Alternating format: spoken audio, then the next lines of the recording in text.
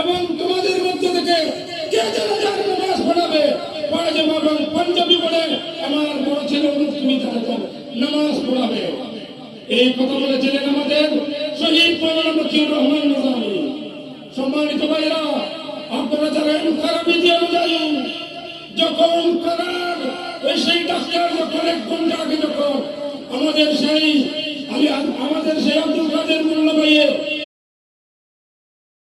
আমি শুরুতেই সে মহান সত্তার শুকর আদায় করছি যে মহান রব্বুল আলামিন আজকে আমাদেরকে ফতুয়া ইউনিয়নের এই মনোজ্ঞপ্রীতি সমাবেশে উপস্থিত হওয়ার জন্য তিনি তৌফিক দান করলেন।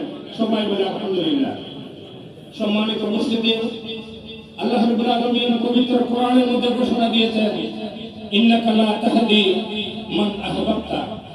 আমি যাদেরকে পছন্দ করি আল্লাহর দিনের আওয়াজ যখন দেওয়া হবে, ফতুয়া ইউনিয়নের নেতৃবৃন্দের পক্ষ থেকে যখন আওয়াজ উঠবে, প্রতিটি বাড়ি থেকে আল্লাহর দিনের মুজাহিদ বের হয়ে আসতে হবে।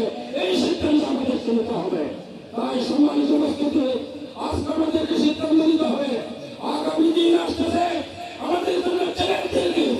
আগামী দিন আসতেছে আমাদেরকে অনেক চ্যালেঞ্জ মোকাবিলা করে এই জমিনে আল্লাহর জন্য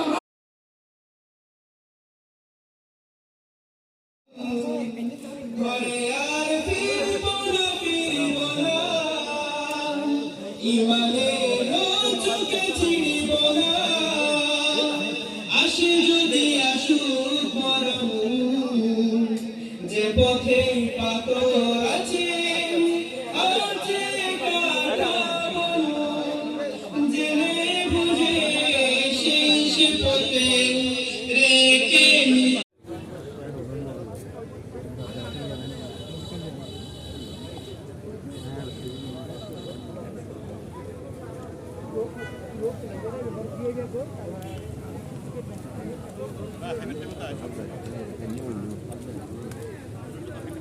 জাহাঙ্গীর ভাই,